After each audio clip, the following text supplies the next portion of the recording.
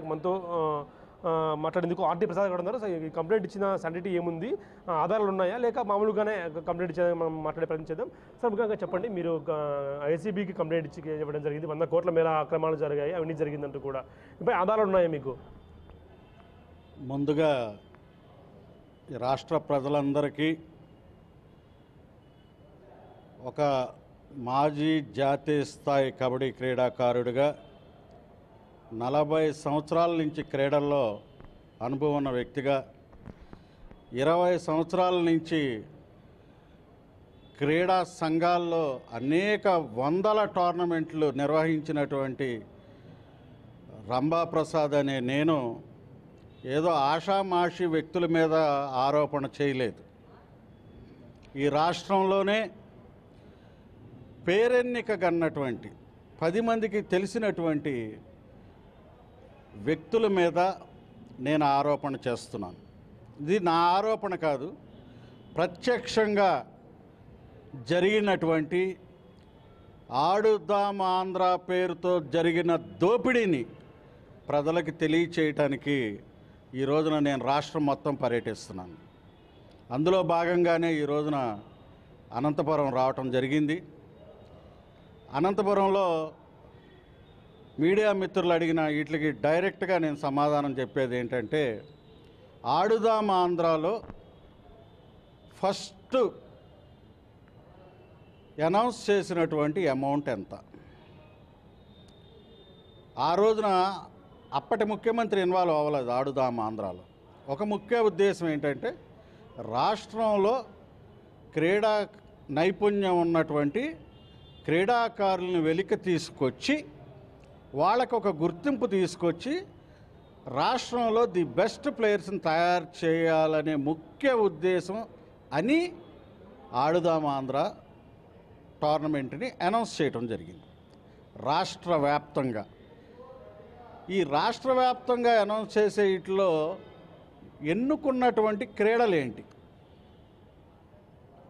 Cricket, ball badminton, kho kho, kabaddi, volleyball. రాష్ట్ర ప్రజలందరికీ నేను కోరేది ఒకటే, వీళ్ళు ఎంచుకున్న క్రీడల్లోనే అయ్యే ఖర్చు ఎంత అనేది ఒకసారి ఆలోచించమంటున్నాను. కబడ్డీకి ఎంత ఖర్చు అవుద్ది, ఖోఖోకి ఎంత ఖర్చు అవుద్ది, ఏది మ్యాట్లు అనండి, లేకపోతే ఎక్విప్మెంట్ అనండి, క్రీడా సామాగ్రి అనండి, ఎంత ఖర్చు అవుద్దండి? క్రికెట్కి ఎంత ఖర్చు అవుద్ది? కానీ ఒక లెక్క పొంతన లేకుండా శాఫ్ అధికారులు, విసిఎండి, అలాగే కింద ఉన్నటువంటి అడ్మినిస్ట్రేటివ్ ఆఫీసర్స్ వీళ్ళందరినీ మాట్లాడనివ్వకుండా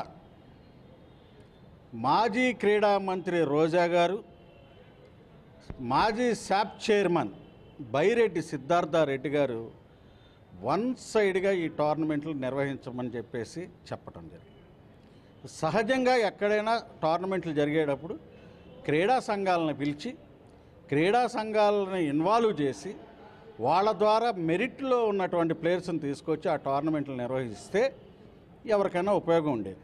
కానీ కేవలం ఆ జిల్లా ఎమ్మెల్యేలు రికమెండేషన్ చేసినటువంటి క్రీడాకారులు, వాళ్ళు రికమెండేషన్ చేసినటువంటి క్లబ్స్ తరపున క్రీడాకారులే ఆడాలి, మిగతా వాళ్ళు ఎవరు ఆడకూడదు, త్రూ వాళ్ళ ద్వారా రాండి అని చెప్పి ఫస్ట్ అవినీతికి బీజం వేయటం జరిగింది.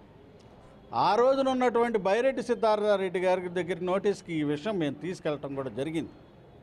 కానీ కనీసం మాతో మాట్లాడటానికి ఆయన ఇష్టపడాల. శాఫ్ అతనున్న ఛాంబర్ని ఒక గూండాల రాజ్యంగా మార్చేశాడు విజయవాడలో. ఎవరైనా క్రీడా సంఘ ప్రతినిధులు వెళ్తే చెప్పడానికి ఇష్టపడలేదు. కాబట్టి కొన్ని లాస్ట్ 5 ఇయర్స్లో జరిగినటువంటి ఈ రాష్ట్ర వ్యాప్తంగా జరిగినటువంటి కొన్ని విషయాల్ని మేము అన్నీ చెప్పలేదు, కానీ కొన్ని విషయాలను చేసి దాన్ని సిఐడి వారికి వెళ్ళి ఎంక్వైరీ చేసి విచారించి మేము చెప్పిన దాంట్లో కనుక వాస్తవం ఉన్నట్లయితే ఈ కన్సెంట్ ఎవరైతే ఇన్వాల్వ్ అయ్యి ఉన్నారో వాళ్ళందరి మీద చర్యలు తీసుకోవటం అని చెప్పి కంప్లైంట్ ఇవ్వటం జరిగింది. అంటే మీరు ఇచ్చిన వ్యక్తులు సామాన్యమైన వ్యక్తులు కాదు, వాళ్ళు ఫైర్ బ్రాండ్ రాష్ట్రం అంతా మొత్తం తెలుగు రాష్ట్రాల్లో కూడా గుర్తించదగ్గ వాళ్ళు. రోజా కానీ మాజీ శాఖ చైర్మన్ సిద్ధార్థ రెడ్డి కానీ ఇద్దరు కూడా బలమైన వ్యక్తులు. వాళ్ళ మీద ఆధారం లేకుండా ఫిర్యాదు చేయడం అంటే మీలాంటి వ్యక్తులు సాధ్యం కాని పని. అది ఒక్క ఆడుదాం ఆంధ్రలో 100 కోట్ల అవినీతి జరిగిందంటే ఎలా ఊహించుకోవచ్చు వాటిని? మీరు ఒక విషయం తెలుసుకోవాలి, క్రీడలు వేరు, రాజకీయాలు వేరు. రాజకీయాల్లో వాళ్ళు పెద్ద వ్యక్తులు అయి ఉండొచ్చు, క్రీడల్లో నాకన్నా చిన్నవాళ్ళే, చాలా చిన్నవాళ్ళు వాళ్ళు. ఎందుకు అంటే మేము ఒక జాతీయ స్థాయి క్రీడాకారులు, అనేక రకాల టోర్నమెంట్లు కండక్ట్ చేసిన వాళ్ళు. క్రీడల గురించి నాకు తెలిసినంత ఇదిగా వాళ్ళిద్దరికి తెలియకపోవచ్చు. నేను క్రీడల గురించే మాట్లాడుతున్నా, రాజకీయాలు నాకు అనవసరం. ఈ క్రీడల్లో మీ పాత్ర చాలా తక్కువ, నా పాత్ర ఎక్కువ. 40 సంవత్సరాల అనుభవం నాది. కాబట్టి నాకు ఆ దమ్ము, నేను చేసిన ఆరోపణలో నాకు నిజం ఉంది కనుక నేను నిర్భయంగా ఎవరు ప్రార్థనలు తీసుకోకుండా ఒంటరిగానే ఈ ఆరోపణలు చేశా. దీనికోసం దేనికైనా సిద్ధమే. నేను చేసినవి కనుక నిరూపించలేకపోతే వాళ్ళిద్దరూ ఏ కోర్టుకి వెళ్ళినా నా మీద ఎంత డ్యామేజ్ చేసినా ఎదుర్కొంటానికి నేను సిద్ధం. అంటే మీరు ఇప్పటికే రోజా ఒక ప్రెస్ మీట్లో చెప్తూ చెన్నై సూపర్ కింగ్స్తో కలిసి టైఅప్ అయ్యి ఆంధ్రాకు ఒక క్రికెట్ టీంను కూడా జగన్ తీసుకొని వస్తాడు, జగన్ చెప్పాయంటే చేస్తాడంతే అంటూ కూడా ఆమె వ్యాఖ్యానించింది. ఆ క్రీడల్లోనే మీరు అవినీతి ఉందంటూ కూడా ఏసీబీకి ఫిర్యాదు చేశారు. ఇప్పుడు ఏసీబీ మీకు ఎలాంటి రెస్పాన్స్ ఇచ్చింది? నేను చేసింది సిఐడికి అండి, ఏసీబీకి కాదు. పబ్లిక్లో మాట్లాడటం వేరు, ఆచరణలోకి వచ్చేది వేరు. మీకు చాలామందికి తెలియకపోవచ్చు కానీ ఆంధ్ర క్రికెట్ అసోసియేషన్ ఎవరి చేతిలో ఉందండి? ఎవరికైనా ఐడియా ఉందా? ఆంధ్ర క్రికెట్ అసోసియేషన్ గతంలో ఉన్న వాళ్ళందరినీ కలంపోటుతో తీసేసి ఒక వర్గానికి సంబంధించిన వాళ్ళు ఆక్యుపై చేయడం జరిగింది. వాళ్ళ మాటలు వినని వాళ్ళని అడాహక్ కమిటీలు వేసి రన్ చేయడం కూడా జరుగుతుంది. ప్రజెంట్ ఏసీఏ వాళ్ళు ఆంధ్ర క్రికెట్ అసోసియేషన్లో పెద్దలు వాళ్ళు ఎవరికి చెందిన, ఏ వర్గానికి చెందిన వాళ్ళండి? ఈ ఒక్క స్టేట్మెంట్ చాలు. వాళ్ళు చేసింది టైఅప్లు ఎన్ని సంగతి తర్వాత మెరిట్ ప్లేయర్స్ని తీసుకోండి, మెరిట్ ప్లేయర్స్ని తీసుకొని వాళ్ళకి ఇచ్చేయండి. అంతేగాని ఎమ్మెల్యే రికమెండేషన్ చేశాడను అసలు ఆడిన క్రీడాకారులు ఎవరో తెలియదు. ఒకటే ఉదాహరణ, డైరెక్ట్గా వాళ్ళిద్దరిని క్వశ్చన్ చేసేది. మీరు చేసిన ఈ 110 కోట్లలో ఒక్క క్రీడాకారుడికైనా మీరు ఇచ్చే సర్టిఫికెట్ వాల్యూ ఉంటుందా? ఇది చెప్పమనండి, సమాధానం చాలు. మీరు ఇచ్చే సర్టిఫికెట్ దేనికైనా ఉపయోగపడుద్దా చెప్పండి. మీరు ఇచ్చిన సిఐడికి ఇచ్చిన ఫిర్యాదులు ఏదైతే 100 కోట్ల అవినీతి చేశారో ఎక్కడెక్కడంటే క్రీడా సామాగ్రిలో లేకుంటే క్రీడాకారుల దగ్గర నుంచి తీసుకొని ఎలాంటి అవినీతి జరిగింది సార్? అక్కడ అన్ని గ్రౌండ్స్ డెవలప్ చేయటం కానించి, క్రీడా పరికరాల కానించి,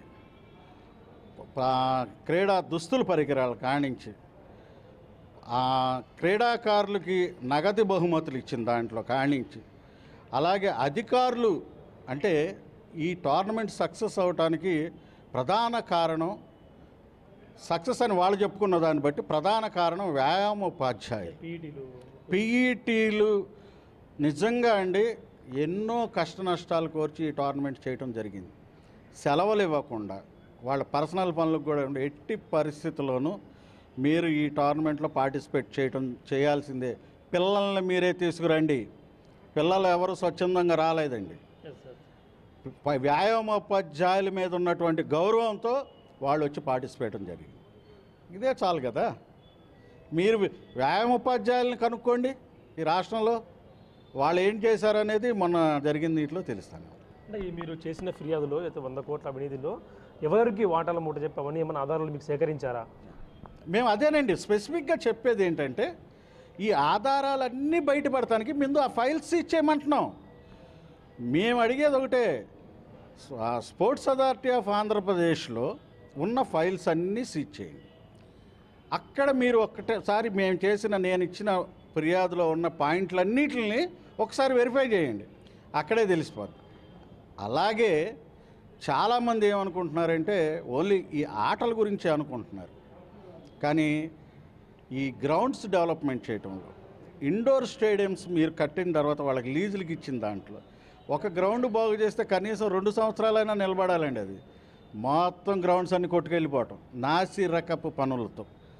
కాబట్టి మేమేమంటే ఇంజనీరింగ్ డిపార్ట్మెంట్ని కూడా ఈ కంప్లైంట్లో మెన్షన్ చేశాం. శాప్లో జరిగిన ఇంజనీరింగ్ విభాగానికి కూడా మీరు కంప్లైంట్ ఇచ్చా. అందులో అవినీతి జరిగింది. మెయిన్ ఎక్కువ అక్కడే, మెయిన్ అక్కడేనండి. అక్కడ ఆడుదాం ఆంధ్ర ఒక ఎత్తు అయితే ఈ గ్రౌండ్స్ డెవలప్మెంట్ అనే పేరుతో జరిగినటువంటి అవినీతిని కూడా బయటికి తీయాలి. మీరు ఒక్కసారి చూసి గత 5 సంవత్సరాల్లో ఇచ్చాపురం గాడి నుంచి కడప దాకా ఈ గ్రౌండ్ డెవలప్ అయిందనేది ఒక్కటి చెప్పండి. దానికి మేము సిద్ధంగా ఉన్నాం, దాని మీద చర్చకు. మీరు చాలా మీడియాలో కానీ వీటిలో కానీ ఆడుదాం ఆంధ్ర గురించి చాలా మాట్లాడారు. నేను చేసిన ఆరోపణ మీద మీకు నచ్చినటువంటి ఛానల్లో ఎవరితో ఇటు రోజా గారితో అయినా కానీ బైరెడ్డి సిద్ధార్థరెడ్డి గారితో అయినా సరే డైరెక్ట్ డిబేట్కి నేను సిద్ధం. వస్తారా? మీడియా ముఖంగానే అడుగుతున్నా. నేను చేసిన ఆరోపణల మీద మీరు స్పందించాలి. నేను ఏదో వేగ్గా నేను చేయలే. క్రీడల్లో మీ అందరికన్నా కూడా నా అనుభవం ఎక్కువ. నేను చాలా నేషనల్స్ ఆడాను. అలాగే గత 8 సంవత్సరాలుగా అనేక వందల టోర్నమెంట్లు కండక్ట్ చేసినటువంటి. కాబట్టి నేను అడిగేది ఒకటే, రోజా గారు కానీ బైరెడ్డి సిద్ధార్థరెడ్డి గారు కానీ డైరెక్ట్గా నాతో డిబేట్కి రండి. నేను తప్పు అయితే అక్కడే నా స్పోర్ట్స్ వదిలేస్తా. మీరు చేసిన తప్పును నేను నిరూపించడానికి సిద్ధంగా ఉన్నా. శాఫ్ అధికారుల సమక్షంలో, సిఐడి అధికారుల సమక్షంలో విచారణకు సిద్ధమైంది. అంటే ఈ జరిగిన కుంభకోణంలో శాప్ ఇంజనీరింగ్ విభాగం కానీ లేదా క్రీడా సామగ్రిలు కానీ టెండర్లు పిలిచి తీసుకున్నా డైరెక్ట్ ఇచ్చేసారు సార్. ఇక్కడ మీరు ఇంజనీరింగ్ సెక్షన్ అనేది సెపరేట్ అండి. అది గత 5 సంవత్సరాలుగా జరిగినటువంటి ఇంజనీరింగ్ విభాగంలో జరిగిన అవినీతి గురించి ఒక ఆరోపణ. ఇక్కడ ఆడుదాం ఆంధ్రాలో జరిగినవి ఏంటంటే మ్యాట్లు కొన్నారు. ఇప్పుడు ఖోఖోకి కానీ ఇప్పుడు అంతా కూడా కబడ్డీ ఏంటంటే మ్యాట్ల మీద ఆడుతున్నారు. ఇదివరకు ఏంటంటే కింద నేల మీద ఆడేవాళ్ళు, అంత ఖర్చు ఉండేది కాదు. ఇప్పుడు ఏమైందంటే మ్యాట్ల మీద ఆడుతున్నారు. ఇది కూడా మోడర్న్ అయిపోయింది. మీరు కొన్న మ్యాట్లు ఇప్పుడు ఎక్కడున్నాయి ఈ రాష్ట్రంలో? ఎన్ని మ్యాట్లు కొన్నారు? ఎన్ని లక్షలు కొన్నారు? పేపర్ మీద మీరు ఎన్నైనా చూపించవచ్చు. అందుకనే కదా మేము ఎంక్వైరీ చేయమని అడుగుతున్నాం. నేను బిగ్ టీవీ నుంచి మీరు వచ్చారు సార్, మీరు ఆథరైజ్డ్ పర్సన్ కాబట్టి మీరు వచ్చారు, లేకపోతే రారు కదా. అలాగే మీరు ఎవరికి ఇచ్చారు టెండర్లు? పేపర్లో ఎక్కడ రాలా? ఆ బిల్స్ చూపించండి. మీరు చేసిన ప్రతి టీ షర్ట్ కానించి, వికెట్లు కానించి, బాల్స్ కానించి, బయట మార్కెట్లో రేట్ ఎంత, మీరు టెండర్లో కోడ్ చేసిన బిల్లులు ఎంత వచ్చినాయి అనేది చేయండి, అక్కడే తేలిపోతుంది. గత ప్రభుత్వం స్పష్టంగా చెప్పింది 100 కోట్లు దాటితే టెండర్ ఏదైనా సరే జ్యుడిషియల్ ప్రివ్యూకి వెళ్ళిన తర్వాతే ఆమోదం పొందాలి అంటూ కూడా. ఇప్పుడు మీరు 100 కోట్ల పైన అవినీతి ఆరోపణలు చేస్తున్నారు. అంటే టెండర్ లేకుండా కేటాయించి దాంట్లో అవినీతి చేశారని మీరు ఆరోపిస్తున్నారు సార్. ఇక్కడ మంచి ప్రశ్న వేశారు. ఇక్కడ 100 కోట్లు అనేది ఒక్క సామాగ్రి కొనటంలోనే ఉండదండి. టోటల్ నిర్వహణ నిమిత్తం చేసినటువంటి అమౌంట్ అది. మీరు ఒక క్రికెట్కి సెపరేట్ చేశారు, ఏ గేమ్కి ఆ గేమ్కి ఎక్విప్మెంట్ సెపరేట్ చేసేసారు. సో అక్కడ ఈ 100 కోట్ల మాట రాదు. దానికంటూ ఒక అమౌంట్ ఫిక్స్ చేసుకొని, అది అసలు ఒక ఇష్టారాజ్యం అండి. దాంట్లో ఒకరితో మాట్లాడటం కానీ ఇది చేయటం కానీ ఏం లేదు. VCMD అలాగే రోజా గారు అలాగే బైరెడ్డి సిద్ధార్థరెడ్డి గారు వీళ్ళంతా కలిసి కూర్చొని చేసినటువంటి అవినీతి. దీనికి శాఫ్ కింద ఉన్న అధికారులు కూడా కారణం. ఈ ఒక్క ఆంధ్రప్రదేశ్ స్పోర్ట్స్ అథారిటీలో ఉన్న వ్యక్తులే కాదండి, ప్రతి జిల్లాలో ఉన్న డిస్ట్రిక్ట్ స్పోర్ట్స్ డెవలప్మెంట్ ఆఫీసర్లు దీనికి కారణం. కాబట్టి వీళ్ళందరినీ మీరు పరిగణలో తీసుకొని సిఐడి ఎంక్వైరీ జరగాలి. ఎవరి జేబుల్లోకి వెళ్ళిందని ఆరోపిస్తారు? ఇద్దరైనా మీకు కింద పాత్ర పై పాత్ర ఎవరు అనుకుంటున్నారా? కర్నూలు సాగుకు 100 కారణాలండి. ఇది ఒక్క వాళ్ళిద్దరే కాదు, చాలామంది ఉన్నారు దీంట్లో. రేపు విచారణ జరిగితే అనేకమైనటువంటి స్పోర్ట్స్ పరంగా, రాజకీయంగా మాకు సంబంధం లేదు, స్పోర్ట్స్ పరంగా స్పోర్ట్స్లో ఉన్నటువంటి అనేక మంది బయటకు వస్తారు. అలాగే 2 క్రీడా సంఘాల్లో ఉన్న అధికారులు కూడా బయటకు వస్తారు. అంటే మీకు దీని వెనక టీడీపీ ఎవరైనా మీకు చెప్పారా కంప్లైంట్ చేయమని, లేదా మీరే ఒక మాజీ క్రీడాకారుడిగా మీరే కంప్లైంట్ ఇచ్చారు? సార్ పొద్దున్న లేస్తే మేము ఉండేది గ్రౌండ్లో, ఇందిరాగాంధీ మున్సిపల్ స్టేడియంలో. నా పుట్టుక ఇందిరాగాంధీ స్టేడియంలో ఒక భేద క్రీడాకారుడిగా నేను జాతీయ స్థాయికి ఆడినటువంటి కబడ్డీ